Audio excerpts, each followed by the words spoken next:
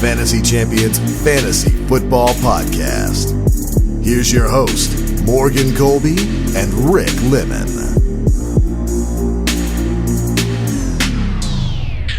Welcome to the Fantasy Champions Fantasy Football Podcast. It's Thursday, June 6th. My name is Morgan Colby. I got Rick Lemon right across from me, per normal. Was good. I don't know there's a show that you're not here. Yeah. Unless it's a show about something boring like baseball. Did I just offend you? Today, we're going to bring you a new segment called Would You Rather? And we're going to choose players who are close in ADP that you should draft in 2019. So if you're sitting there and you're trying to make a decision on one of these guys, just know that you can just draft. Or say you get both and you're in the middle of the season. You say, oh, for some reason I feel like listening to that Would You Rather show from June. Yeah. And you're trying to figure out who to start. Late October. Yeah, late October. But first, before we get into that, we're going to go through the pleasantries. Follow us on Twitter and Instagram. Twitter at the FF Champs, Instagram at the Fantasy Champions. Like us on Facebook at facebook.com/the Fantasy Champions. Subscribe wherever you listen: Apple Podcasts, Spotify, Stitcher, YouTube. Click the bell for notifications. Leave a review. Like I said last week, don't forget about it. Or not last week, on Tuesday. Share this podcast with your friends. Let's get into an opening question. Oh, what do you think of that? Right now, pick 101 is up in the air. Without Todd Gurley and his knee injury, he is now, falling way down. So pick 101 is completely up in the air. No one really knows who's going to go one. And if you had the first pick and you're sitting there in August and you got the first pick in the draft, who are you taking? It is close, and people have been taking Barkley. People have been taking Elliott. We've even seen some people go and take Kamara now. Heck, maybe if I was sweaty enough, I go McCaffrey. You got options there at number one, but I think the guy you go with is Barkley here. I think, yeah.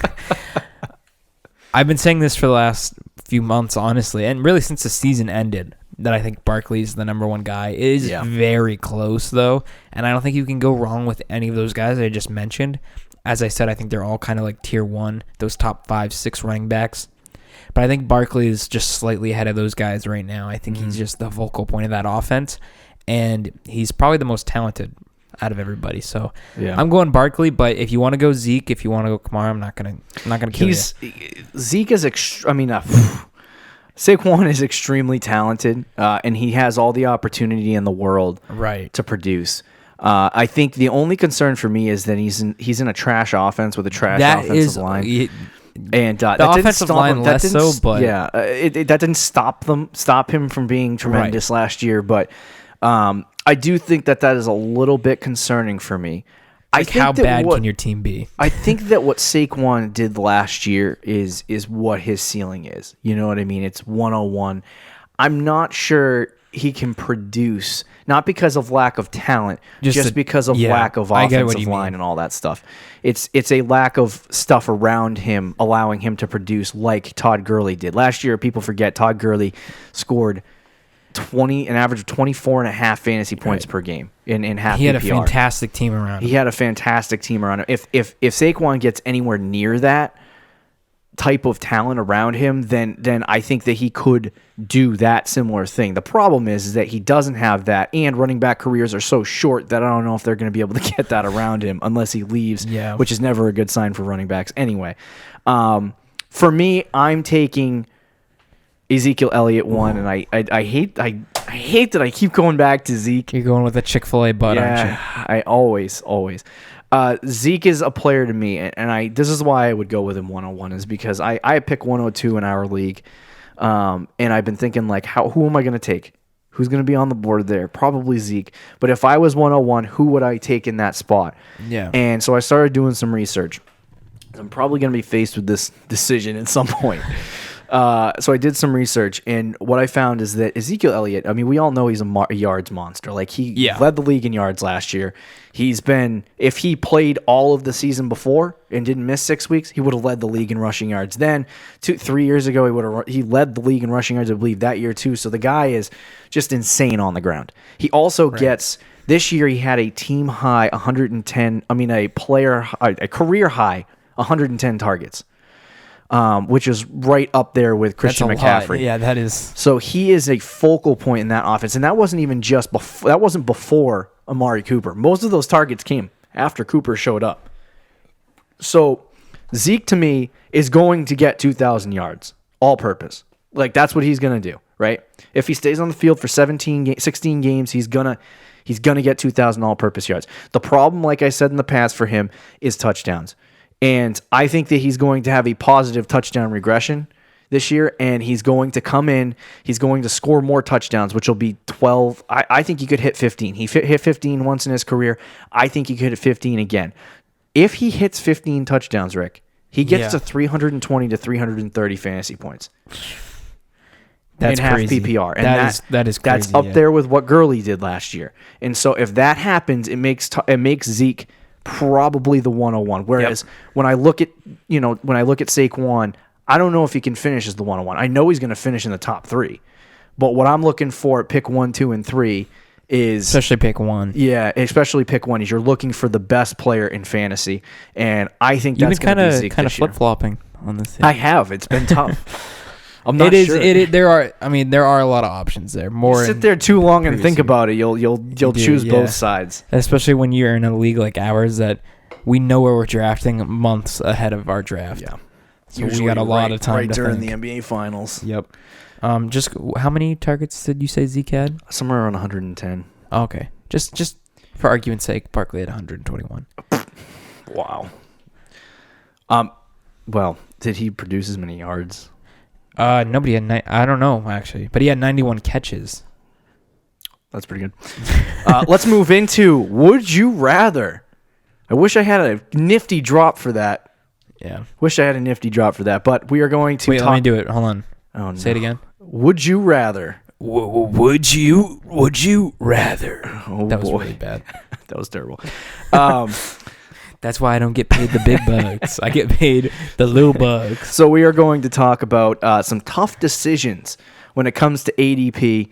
These are some really tough players, tough questions, and there's a lot of them out there. Yeah. But these are the ones that I was scrolling through, and they've been questions that I've been holding in my head for quite a while.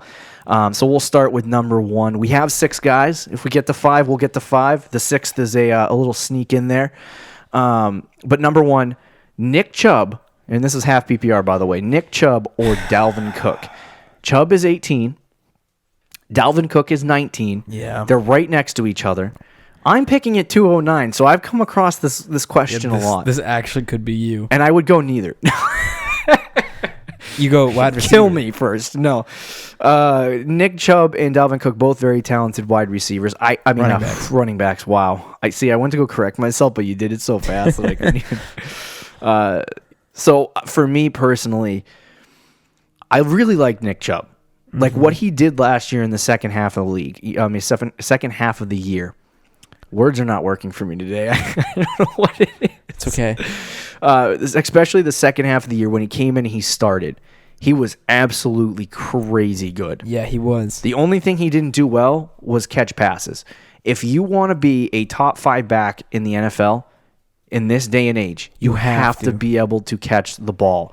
Nick Chubb he might get 295 freaking touches on the ground, just carries.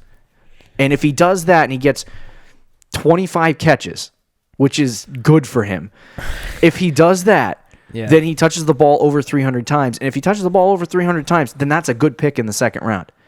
But Dalvin Cook, he's a guy that can catch passes. He's a guy that could finish in the top 5. He's a guy that has the workhorse mentality. What is his problem? Staying on the field. Yes. So you have problems with either one of these guys. When you get into the 2nd, 3rd, 4th, 5th round, there's obviously going to be you're sitting there picking at 202, 201 like we were just talking about. Saquon and Zeke are pretty safe bets. Like, you sit there and you argue about it, but it's like they're pretty safe bets either way you go. For these two guys, they're not safe. So it's like you're taking a risk. Which risk do you want to take? Is Dalvin Cook going to stay on the field, or is Nick Chubb going to be a guy that produces at a high level? And you got the problem with Kareem Hunt. And I don't know who I'm taking. You are going, okay. He's waiting for me to choose, and I can't. This is very tough. I think all of these questions are very tough. That is why this is the segment that it is. But I'm sitting here. Would you rather have Nick Chubb or Dalvin Cook? I'm sitting here with the, let's say, 18th overall pick. Yep. I'm going to take Nick Chubb. It's very close. Yeah. I don't know if I even want to take either of these guys, but I think Nick Chubb, just seeing what he did last year in the second half, I think you have to take him with his upside. Dalvin Cook does have a lot of opportunity, which I love in fantasy. A guy who has a lot of opportunity tends to succeed. All-purpose back. He's injury prone, and honestly, he's in his 2 years being in the league, he's had a lot of hype around him. Yeah. Hasn't really done anything with it. And he's a second-round pick right now. At least we've seen Nick Chubb in flashes for at least half the season.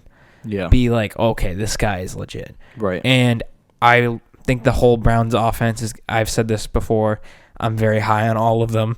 So that, yeah. I mean, you add that to it. The Kareem Hunt does concern me, and his ability to catch the ball definitely concerns me. But I mean, he had 20 receptions last year and I think 29 targets.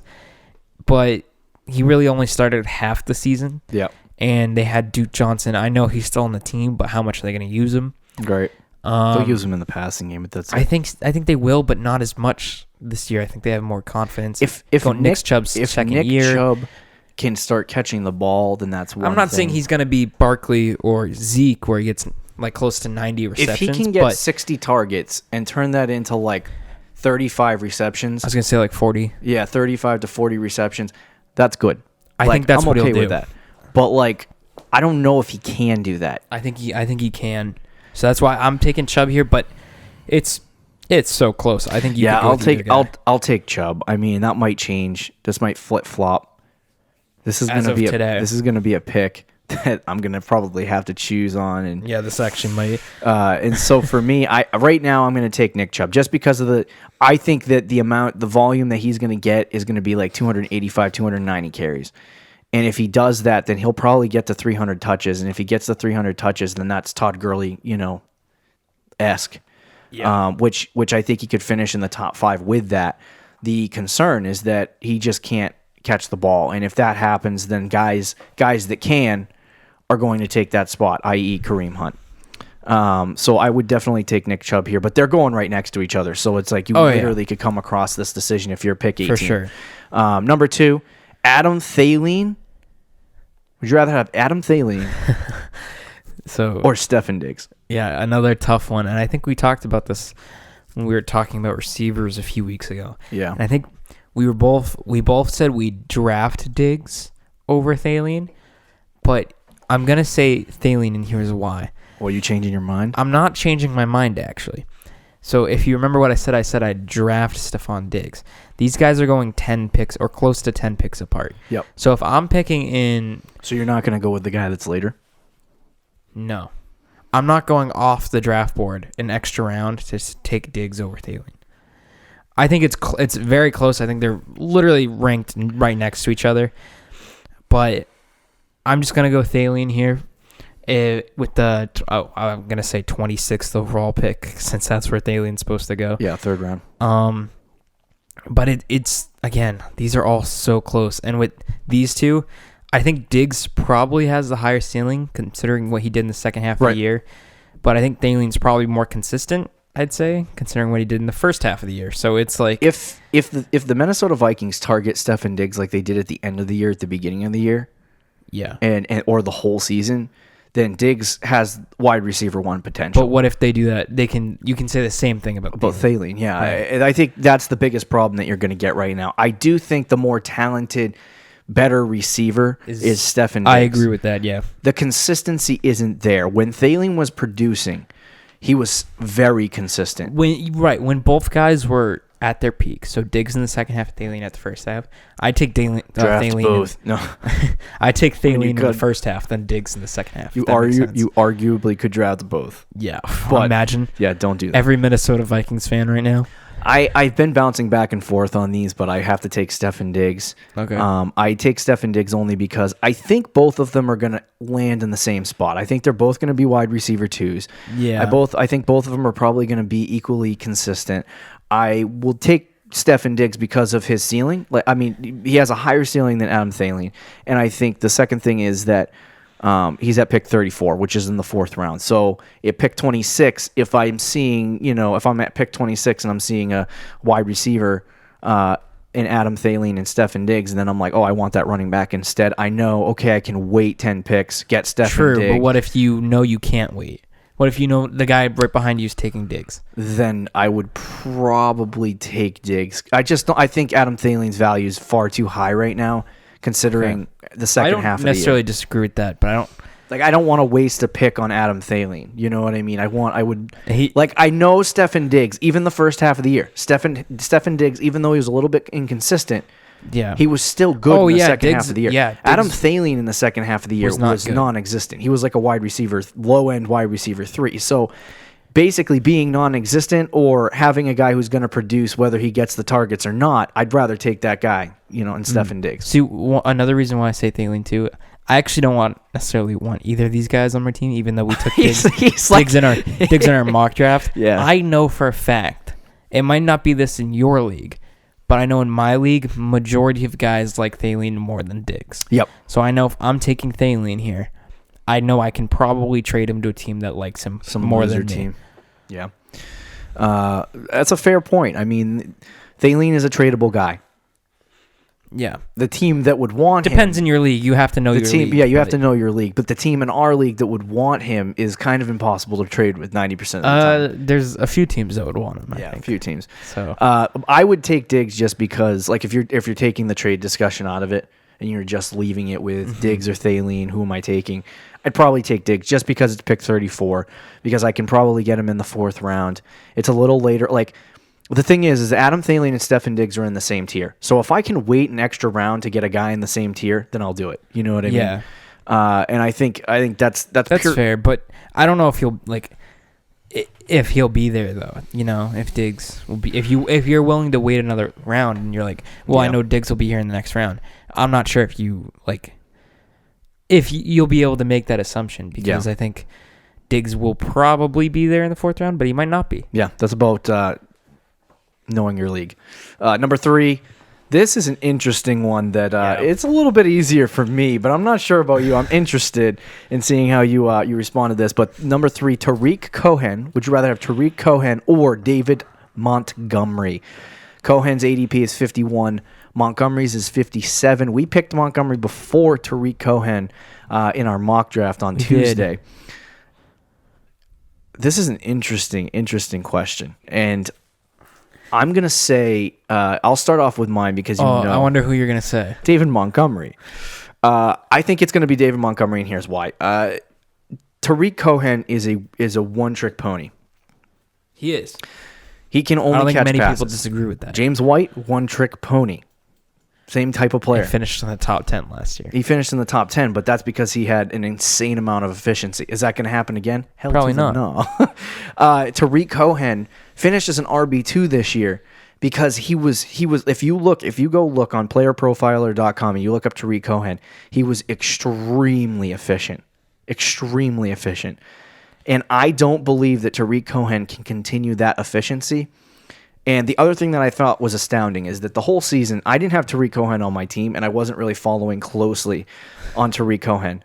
But the one stat that I found astounding was that he only had 100 carries for 440 yards. He's not a rushing back. No. So there's this narrative in the fantasy football community that Tariq Cohen is going to take the job. He's going to be the workhorse back. I've always said Cohen cannot be the workhorse back. And so for me, I don't want to draft Tariq Cohen. I'm staying far away from Tariq Cohen because he is a one-trick back. He's the opposite of what Jordan Howard was last year in terms of fantasy football. You know what I mean? Jordan Howard, the only thing he could do was run on the ground. Yeah. The only thing Tariq Cohen could do is catch through the air. And so if you're looking for, a high-end RB2 or a low-end RB1, and this is a guy that's going in the 5th round and is going to be your flex, I'm staying away from Tariq Cohen. Now, a guy that I really do like, David Montgomery, same football team. He's going to be a 3-down back. He's eating all of the carries that Jordan Howard left up. Even if he hits 220 carries, he's going to get like 50 targets for probably around 35 to 40 receptions. And that doesn't eat too much into Tariq Cohen's passing, opportunities, right? And if he does that and he gets 370 opportunities to touch the ball, then I think David Montgomery can turn that into an high RB2, low-end RB1 performance. That's why I like David Montgomery, and that's why I took him at 5, and I think that he is going to be the guy. I don't want to hear anything about Mike Davis. Go ahead. I'm not going to argue for Mike Davis, don't worry.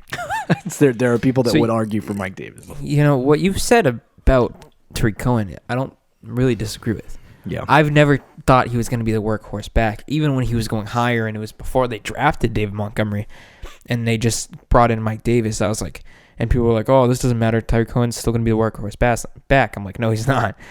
He's Tariq Cohen. He's 5'7", probably not going to get a ton of carries."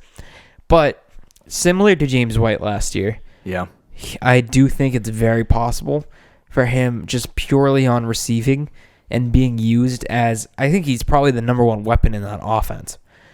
So that alone, I think, can get him maybe as an RB2. I don't want to draft either of these guys, to be completely honest with you, but if I have a choice, I'm probably going to go with David Montgomery here. Yeah, I know, I got you, didn't I? I love it. I spent the last 10 minutes trying to convince you, and you already picked Montgomery. Here's the reason why. Is upside. His upside and his ceiling is much higher than Tariq Cohen.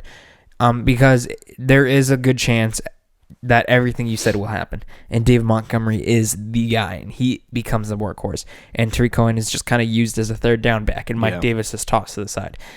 And David Montgomery is everything they wanted Jordan Howard to be. So that is a legitimate possibility, which is why I go David Montgomery here. Yeah. But I'm kind of staying away from the Bears' backfield as of right now. The big thing is that for me, I think it'd be more like we talked about this on our mock draft, is that Miles Sanders kind of in a situation with Jordan Howard and Josh Adams and all those guys, right? Yeah. That particular situation in and of itself, that's a running back situation you probably should stay away from. I think the Montgomery situation is more open. Like, a lot of people like to slice it right down the middle and say, Cohen's going to steal opportunities from Montgomery. Well, that's not going to happen. That's not how that offense works.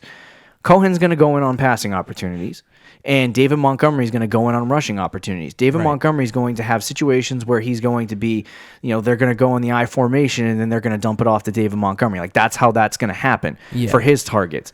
So they're going to have 2 completely different roles. I still think Tariq Cohen with I think David Montgomery could finish as an RB2, high-end RB2, low-end RB1, with Cohen finishing as a low-end RB2. Yeah. Like that, those 2 things could coincide with each other. But for me, I'm taking David Montgomery because of the ceiling. Yep. Like if they fade Tariq Cohen, which I think Tariq Cohen's going to end up in RB3 this year. But I think if they fade Tariq Cohen a little bit and say, okay, we're going to bring in David Montgomery, right? We're going to use him. This is the guy we wanted. We're going to use him as the main back in that offense. Then he's going to produce. Like if he gets 270 opportunities, he's going to produce. There's no 2 ways about it. You drafted high in the draft and you have the opportunity, you're going to produce. You know what I mean? Not everyone's like Ronald Jones II. And they have a good offense there to make things happen. They do. So I like David Montgomery there. I am taking him in my drafts because I do like David Montgomery. Nothing has shown me otherwise. But let's move on to number 4, Lamar Jackson. Would you rather have Lamar Jackson or Josh Allen? So this is another good one. All of these have been very tough, very close. I'm going to take Lamar Jackson. I think you might have a different opinion. We'll see. But we'll see. I like both these guys, honestly, as sleepers at the end of the draft. If you remember the mock draft show, I'm a big fan of taking a quarterback in like that 12th, 13th round area that has a chance to just break out. And both these guys could be options there. But I'm going to go with Lamar Jackson if I had a choice between the 2. for the fact that his running last year was absolutely insane. Yeah. I mean, he was almost like Michael Vick in the second half of the year fantasy-wise off just running the football. Mm-hmm. And I know they added a few guys. They drafted a few weapons. They added Mark Ingram. The owner says they want to throw the ball more. I think they're kind of invested in Lamar Jackson. Yep. I'm very excited to see what he can be. I think there's a chance he absolutely busts, obviously, because we saw last year in the playoffs that he kind of needs work throwing the football. Yeah. But there's also a chance that he is Michael Vick 2.0. Yeah. Which would be huge for fantasy. No, it would be big. I mean, the only problem is that it was reported a couple days ago for Lamar Jackson that he's not going to get 20 carries a game, and they're trying to restrict that portion of his game, so he's not just right. They want him to throw the ball more right. This year. So for me, Josh Allen not a great throwing quarterback.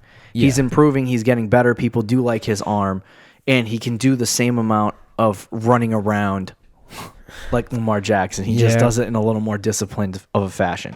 Well, actually, he does it less disciplined. He's kind of wild out there. Oh, he's wild, but he does it. So Lamar Jackson, like a chicken. When Lamar Jackson gets scared, he just runs it.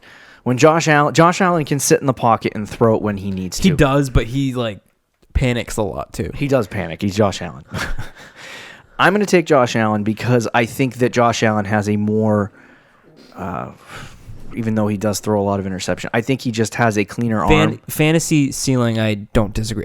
Josh Allen reminds me of, sorry to cut you off. Yeah. Just I'll say it quickly. He kind of reminds me of Jameis Winston, where real life, you look at him and he's like, he's not really that good. But fantasy wise, you're like, man, I see it. I think Josh Allen is poised to break out this year, and I think it's because when you mix together the rushing statistics with the ability to pass, I think Josh Allen could throw 4, and this is not out of this world. Okay. Other fantasy analysts are saying the same thing, so I'm not crazy for saying this. I needed to justify my crazy. This is, justifying a crazy is essentially saying I think he could let me cool this hot take before I take it out of the oven. I think that Josh Allen could throw for 3,000 yards and 20 touchdowns this year, that's not crazy. Oh, good. I was expecting a burn and take. No, that's not burning at all. Burning is 4,000 yards and 225 touchdowns. That's room temperature take. Yeah, that's a room temperature take. But I think he could do that and then get 600 yards on the ground with a couple of touchdowns. And if you do that, add it all together, it's 350 to 360 fantasy points.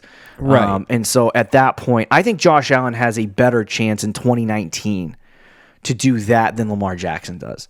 Lamar Jackson would have to take a large leap from what he was last year in order to do something like that, whereas Josh Allen only got to take a little baby step. He's just got a better decision making, and he's good. Because Lamar Jackson has problems with his accuracy.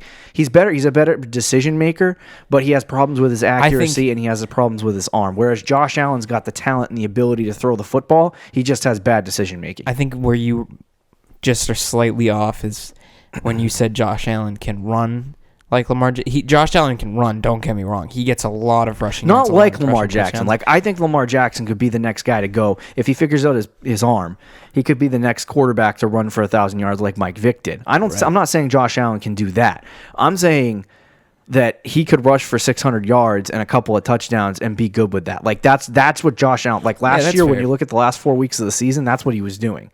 So I think it's possible for him to do that. And when you add, 3,000, when you add 600 yards and 4 touchdowns, and you throw on your 20 touchdown, passing touchdowns and 3,000 3,000 passing yards on top of that, compiled all together, it makes a better season. So I think Josh Allen's more poised to break out this year than Lamar Jackson.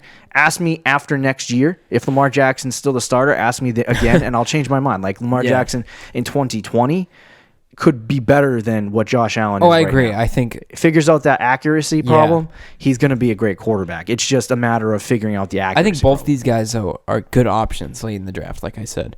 As sleeper guys, I think both guys can break out. Lamar Jackson is, by the way, going ahead of Josh Allen. Yeah, it's close, though. I think just Lamar Jackson's ability to run the ball entices me a little bit more than Josh Allen.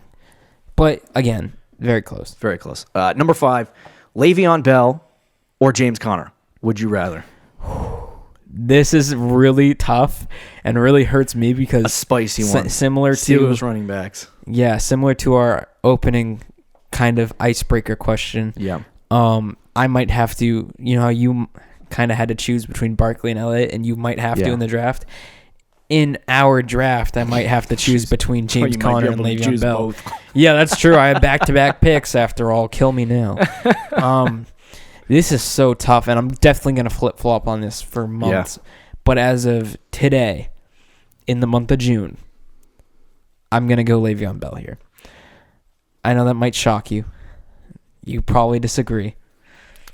I'm going Le'Veon Bell for the fact that he's very motivated. Yeah. He's the only guy in that offense. Mm-hmm. He's going to be the weapon. I think he can be like the Barkley of the Jets offense. I do like James Conner, and I think James Conner's probably...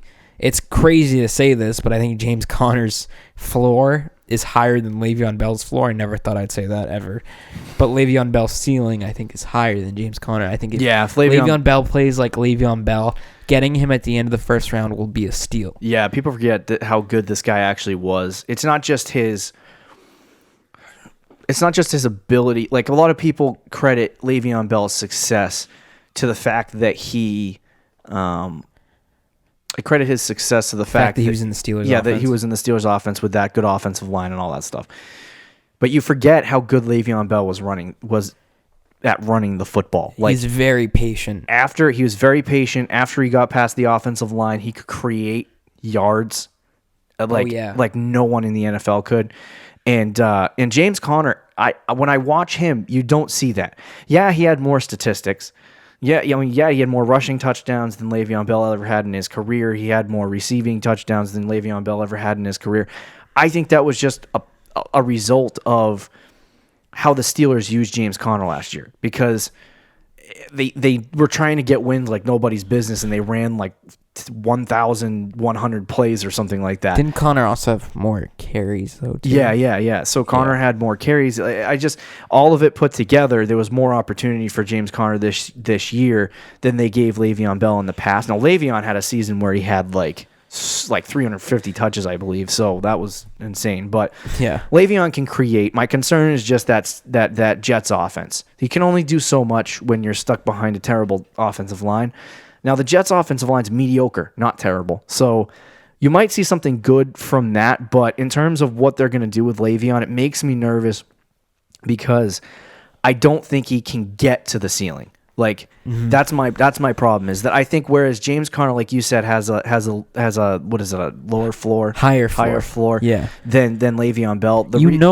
James Conner will be solid, right? There's a chance Adam Gase just benches Le'Veon Bell, and right? Things go very sour. For me, when you're talking about your first round pick, because assuming that these guys are going in the first round, when you're talking about your first round pick, you got to go with the guy that you feel is going to be the guy on the team.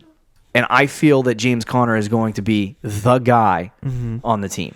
You know, I think I think that he's going to, like, he's going to be the, like, almost a sure thing when it comes to finishing, you know, as an RB1. Top 10 probably. Top 10. And I think that he has probably like a 75% chance of finishing in the top 5 just because of sheer volume.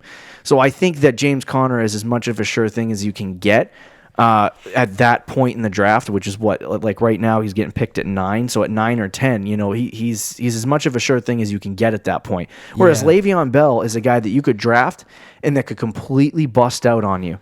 You know, he could suck with the Jets. And like that's a reality. So I think in the first round, you always got to go with the guy who has the higher floor, and I would take James Conner there. That's just me. Okay. But I'm kind of tossing back and forth because I like Le'Veon Bell. I know, me too. Le'Veon Bell has been like a guy that I've wanted on my fantasy team since his first really good year, and I just never. It's always been. It's the same with me because he was always like the second overall. Yeah, he was always out of my reach, and so now he's like right there. You could probably snag him, but like, you know, is he gonna be that with the Jets? And that's what I want to see. I wish, you know, I could go like Back to the Future and get the sports almanac and find out how many rushing yards Le'Veon Bell has in 2019. Let's go to number 6, the final one. We'll throw it in there. This is an interesting debate between people. And it's 3 players, not just one, two, not just 2, 3 players. Would you rather have Brandon Cooks, Robert Woods, or Cooper Kupp? Any of the Rams receivers. I don't want any of them again. Thank you. I'm kind of going by this. Brandon Cooks' ADP is 43, Robert Woods' ADP is 46, and Cooper Kupp's ADP is 50. So basically, they're all getting drafted in the 5th round. Yeah. I don't like committees, running back or receiver. I didn't know there was such a thing until the Rams did it. Yeah, exactly. But receiver committee, if I'm boys. picking one, I actually go with the lowest ADP here, which is Cooper Kupp. I think just quickly, I think his connection with Jared Goff, and I think that's kind of his favorite target. That's his go-to target. I think when Cooper Kupp is out there, he's Jared Goff's favorite target. So that's why I'd go Cooper Kupp here. But again, I don't really want to draft any of these 3 guys because I know the other 2 will probably take a lot of targets away from the others. So for me, Brandon Cooks is one of those players, and I think he right now is the guy going ahead of everyone else. And my problem with Brandon Cooks is that he's not the type of receiver. He's been consistently, like, every year of his freaking career, a wide receiver too. Yeah. And so you got that going for him. But he's not a wide receiver that's going to get, 10 to 15 targets a game, like a DeAndre Hopkins. He's a big name would. too, but yeah, he's a big name. But we saw what they did. Yeah. In the first 6 weeks of the season when everybody was healthy, he was actually the odd man out. Yeah, he was the third guy, and it's because he's the outside receiver. He's the deep threat. He's not. Yeah, he'll make a few big plays, but he'll also have weeks where he gets like 4 fantasy points. He reminds me of like a Walmart version of Tyreek Hill. I think I've said that before, but yeah. That's what he reminds me of. So to me, it comes down to Robert Woods or Cooper Kupp. And when I look at Cooper Kupp, I really like him. I thought he was the favorite target, and I want to believe that he's the favorite target because I really do like Cooper Kupp. But he's coming off an ACL injury. That is true. He's coming off an ACL injury, and in 2 years, he might get back to his like good form. But in terms of like just his first year back, it's going to take him a few weeks to get back into the groove. It's going to take him a few weeks to get back into the game.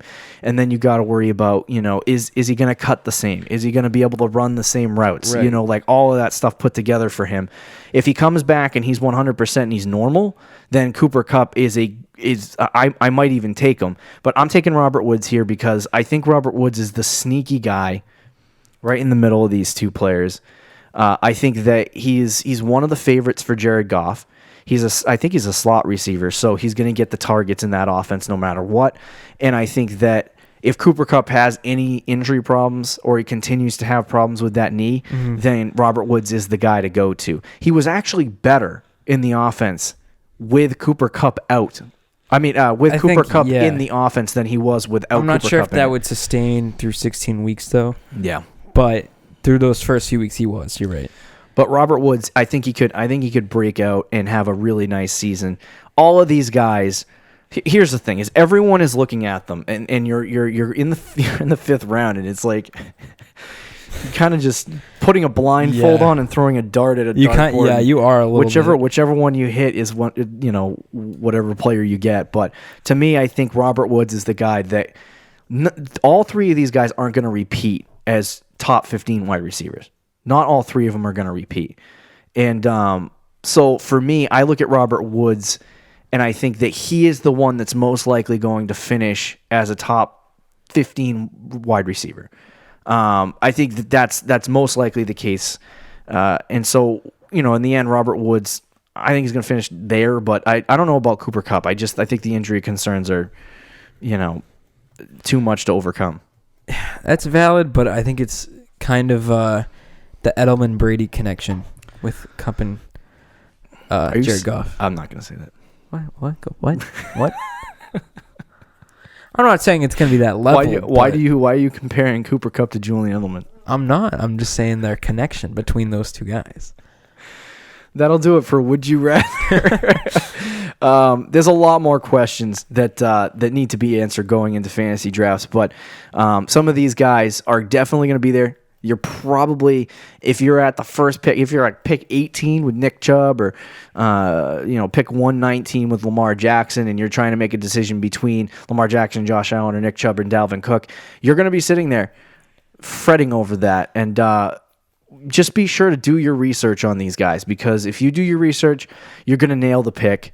Don't get infatuated with somebody for no particular reason. I found out that the hard way a couple of years ago is you look at a guy and you go, oh, I really like this guy, but there's no statistical or video to back up your actual take. Like last year, I fell in love with Jordan Howard. Yeah. There was no statistical information that made me fall in love with Jordan Howard. I just really liked him because he finished as an RB1 twice. And so I didn't look at the real facts behind it. And if I had looked at the facts, I would have known, oh, I should take Christian McCaffrey in the third round. Shoot myself. So just be sure when you're looking at these guys, because the side note, the Christian McCaffrey, Jordan Howard thing from last year, that could be the Nick Chubb, Dalvin Cook situation from this year. Oh, boy. So just keep an eye out. You got to do your research, and we'll try our best. But be sure to listen next week. We have a new series about sleepers. We're going to talk about sleepers for the next 4 weeks. Yep. It might cause you to sleep during the sleeper episodes. Wow. That's the greatest. That is, it's like, let's think of a slogan for the next month of Don't podcasts. sleep on the sleepers. Oh, that's a good one. How about you will sleep during the sleepers? No, but seriously, sleepers are like one of the things that wins you leagues. I mean, you know who was a sleeper last year? It's Patrick Mahomes. Stop it. Just saying. Stop it. See you Tuesday, Fantasy Champs. Peace out. Thank you for listening to the Fantasy Champions Podcast. Make sure you subscribe on iTunes and YouTube and follow us on Twitter @TheFFChamps.